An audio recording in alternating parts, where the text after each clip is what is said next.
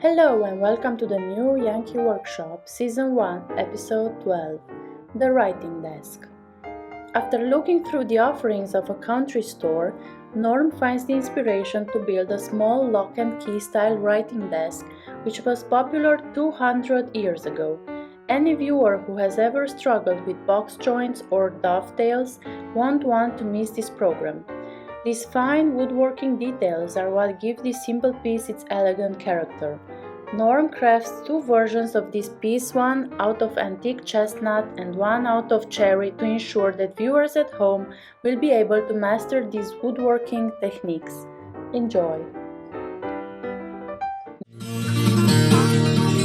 On the night of April 18th, 1775, two distinguished American patriots, Samuel Adams and John Hancock, had dinner in this very house.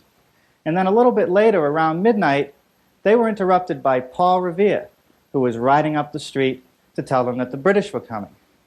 That's part of the history of the Hancock-Clark House, now in the possession of the Lexington Historical Society and open to the public for viewing.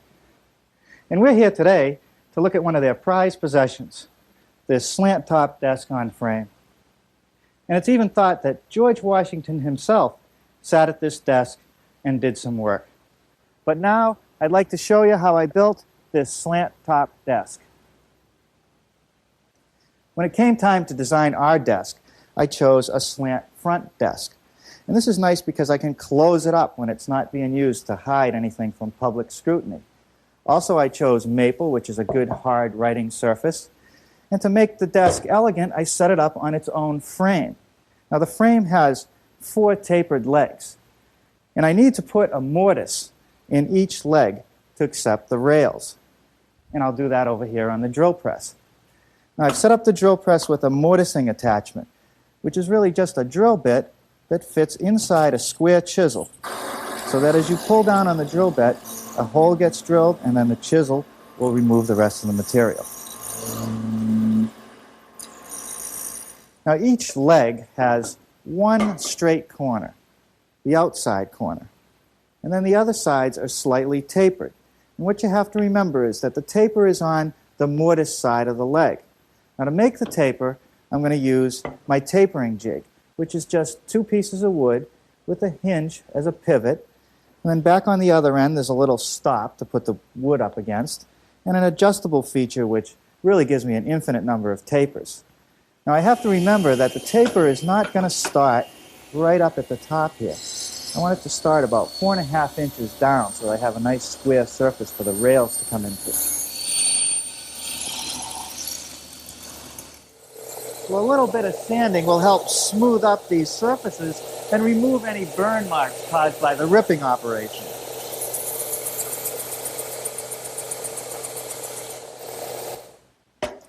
The rails all have a tenon on each end which fits into the mortises of the leg.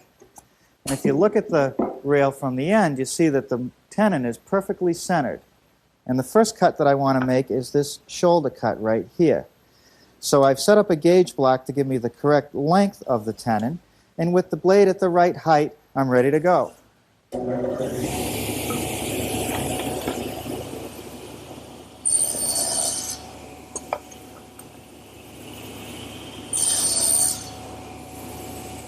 With the gauge block in the same position and the blade raised to about 1/2 inch, I'm ready to make this shoulder cut and nibble away the rest of the material.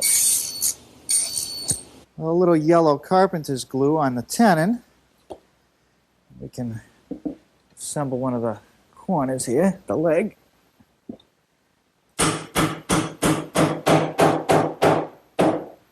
Now I'll just set it in a pipe clamp and just gently squeeze it together.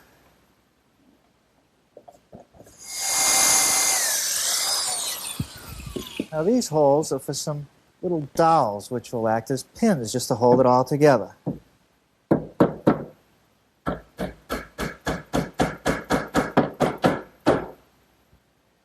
Well, a couple clamps to hold the side together, and I'm ready to dowel these legs. And you know, the clamps are really only there to hold everything in place while I set the dowel. Well, now I'll just use my belt sander to remove the excess dowel. Well,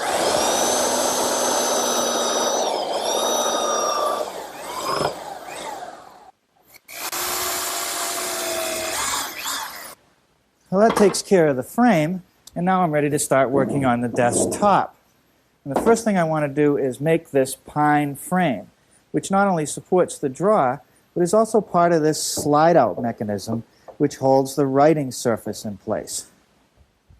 Well, here are the pieces of pine for the frame, and they're just 1 by 3. And the first thing I want to do is put a groove down the inside edge of the 2 long pieces. And I've set up my table saw with the adjustable dado head cutter to be about 1/4 of an inch wide and 1/2 an inch deep.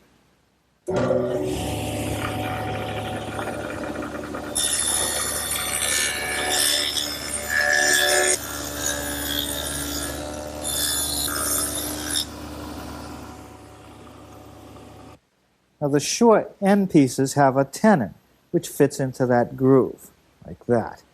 Now I'll make these tenons over on the table saw, where I've set up a gauge block and my adjustable dado head cutter. The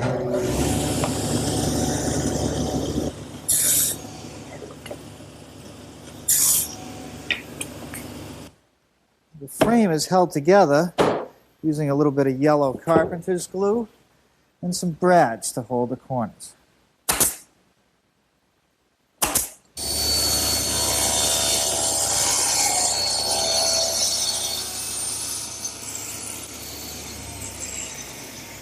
Anyway, this panel cutter sure makes squaring up these big pieces easy. Now this piece of glued up maple, which I've just cut to length, is actually the same size as the pine frame that I made. And that's because it's actually the bottom shelf of the desk compartment. Now I'm ready to cut these side pieces, actually cut the angle on the side pieces, which I'll do over here on the radial arm saw, which is all set up at about a 40 1/4 degree angle.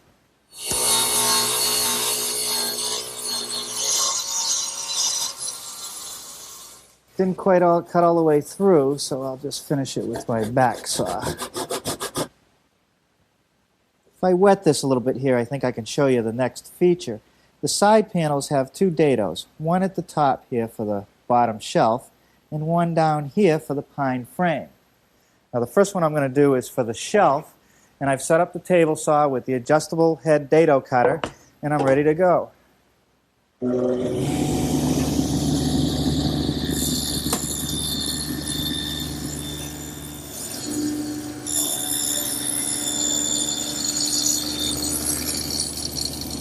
The next thing to do is to put a dado in this frame, and that'll accept this pine piece which separates the shelf support from the drawer. And I've set up the dado head in the saw, and I'm all ready to go.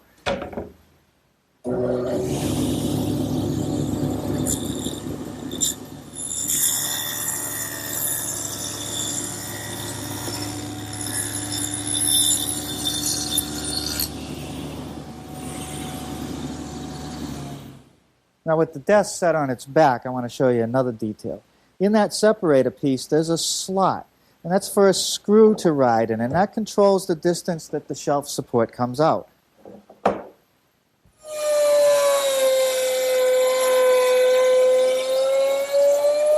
The straight slot is made easily by doing a pass from each side using a 1/4 inch round nose bit. But now that screw has to be recessed so the head doesn't stick up. So I'm going to change to a tapered bit and put a little groove in there to recess that screw head.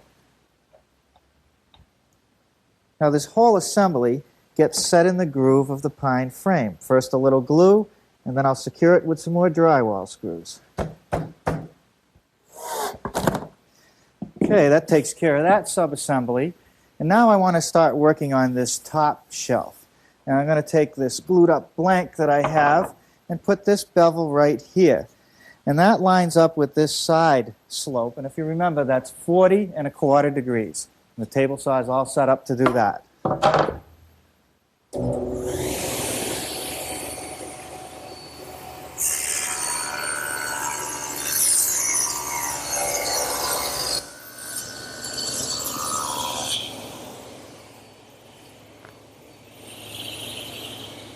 Now I want to just knock off this bottom corner like this.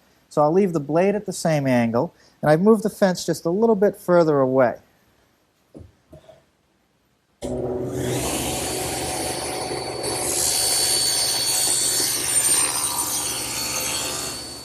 Using one of the actual side pieces as a guide, I'll set the top shelf on it, aligning it with that bevel on the front and flush with the top, and I'll mark the exact width and rip it on the table saw.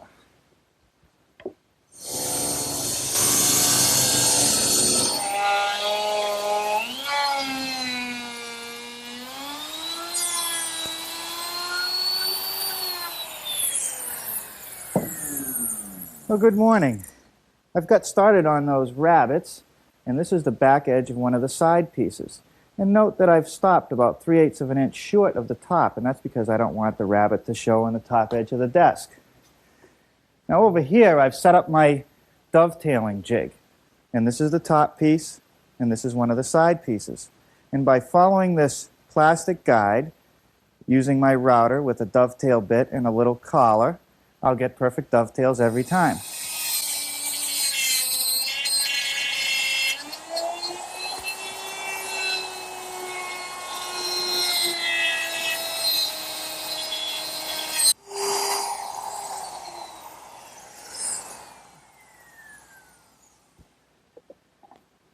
Now we'll assemble this thing and see how it fits. Okay, the bottom shelf. This dado. 2 dados on the other side.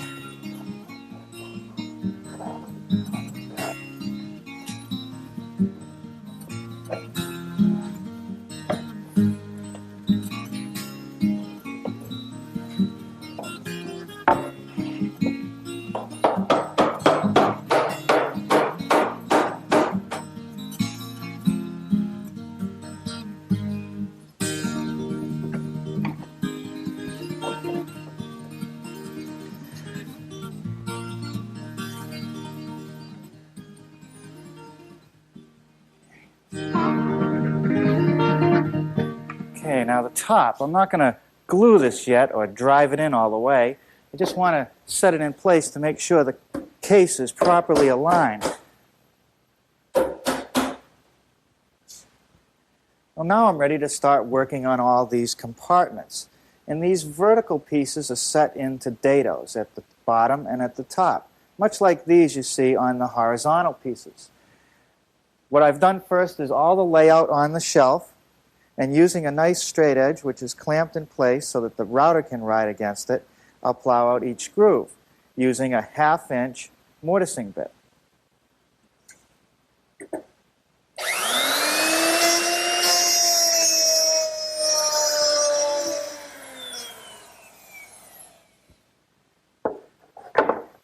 That's good. Now at the top and bottom of all the vertical pieces, there's this little notch. And that's so I can conceal the end of the dado. And I just nibble those out on the table saw. And now I'm ready for some assembly.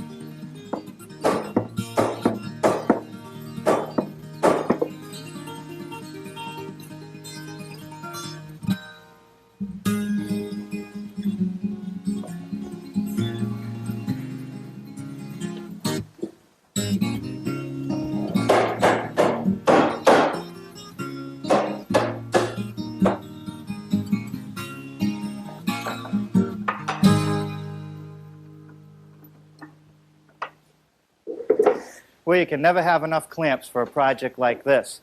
I'm going to let that set for a while the glue cures and turn my attention to this slant top, which is a series of boards glued together with breadboard edges. And these breadboard edges are going to help keep that top nice and flat. And the first thing that I want to do is put a groove in those edge pieces, and to do that I'm going to use my router with a 1/4-inch slot cutter.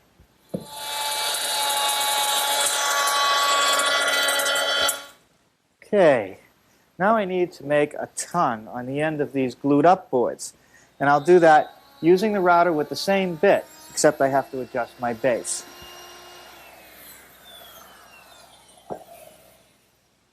So now I'm going to have to knock the corners of this tongue off so it'll fit in the groove. And to do that, I'm just going to use a saw and a chisel.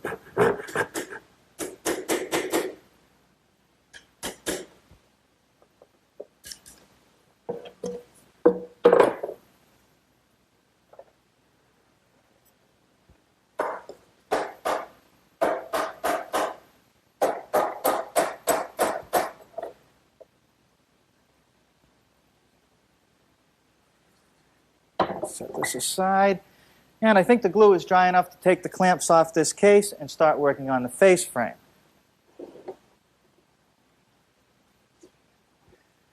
Well, there's nothing complicated about this little face frame. Just some strips of maple, a narrow piece on the top, a little bit wider one on the bottom, and these little pieces that'll cover the end grain of the separator piece. Now I'm just gluing and nailing these in place.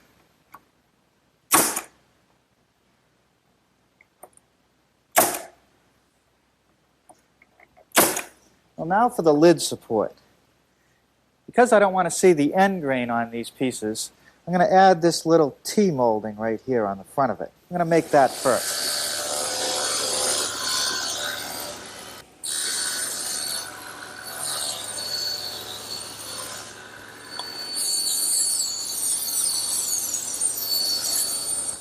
Now a groove in the end of the support.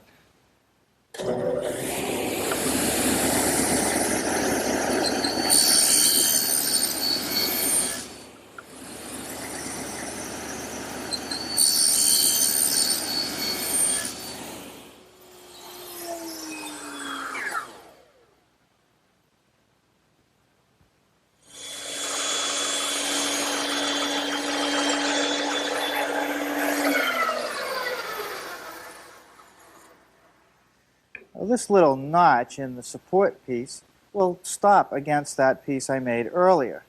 And now I'm going to glue the end pieces on, and I think I better get back to work on that slant top.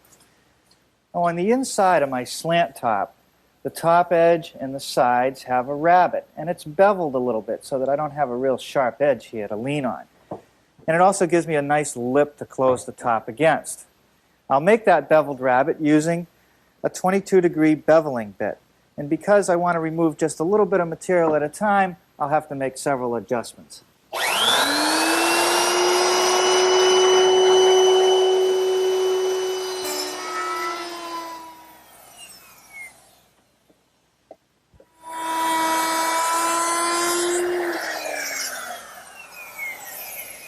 Well, that nice beaded edge will be the finished edge for the top side of the slant top.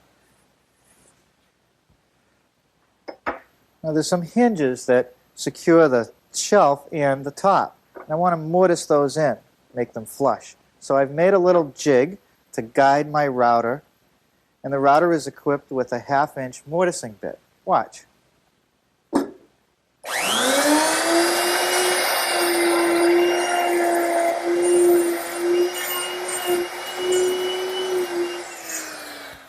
With the mortise cut, I've got to square up those little corners. And for that, I'm just going to use a little corner chisel. Now some pilot holes for the screws.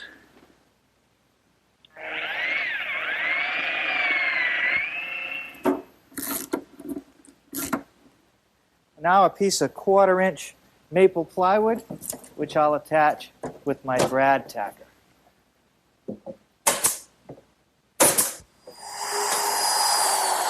I've been making some of the parts for these little drawers. Let me show you how they go together.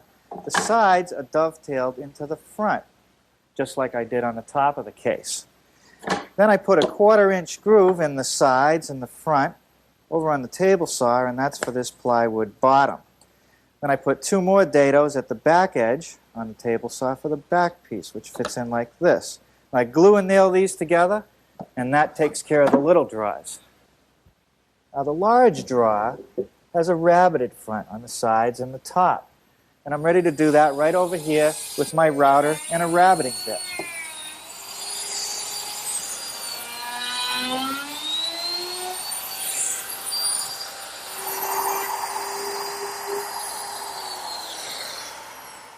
Well, now I just dovetail the sides and the front.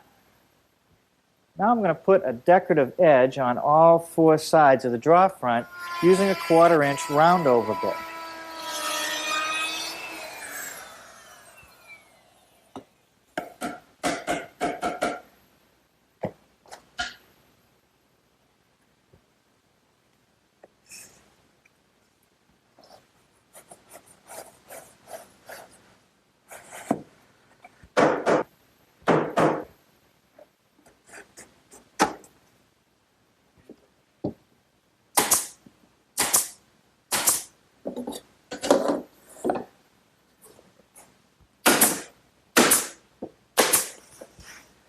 And now a little scotia molding to go around the bottom edge. And this piece is ready for some fine sanding and then a coat of finish. Well, after much discussion here in the shop, it was decided that the desk should be stained a silver birch. Now I'm not going to let it sit on there very long. I'm going to put it on with a brush and then rub most of it off with a rag so that I can let the natural beauty of the maple show through. And after this stain dries, I'm going to put 2 coats of a satin finish polyurethane. Well, this project's a challenge. There's no doubt about it. But I hope you'll give it a try. Thank you for watching. For more, please like and subscribe.